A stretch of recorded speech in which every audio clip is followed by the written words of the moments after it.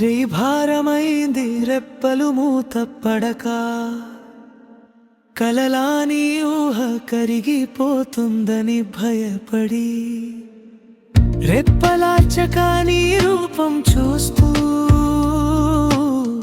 మరో చెవిని పడకుండా మౌనంగానే ఊసులు చెబుతూ, దాచుకున్న కబురులన్నీ విరజాజుల పరిమళంలో గుప్పున ఎగసి పడుతూ ఉంటే, తడబడ్డా ఎవరైనా గమనిస్తారేమోనని విప్పారిన కమెలుల్లో నిండిన నీ రూపం, కనులతోనే కౌగిలించి కవ్విస్తూ వెంటే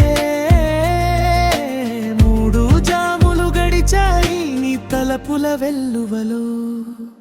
ఎంత తడిసిన తీరని ఆ తీపి అల్లరిలో, గడిచాయి క్షణాలన్నీ జ్ఞాపకాల గదిలో. జాము తెల్లవారింది, జాజి వాడిపోయింది, మనసు తెల్లబోయింది.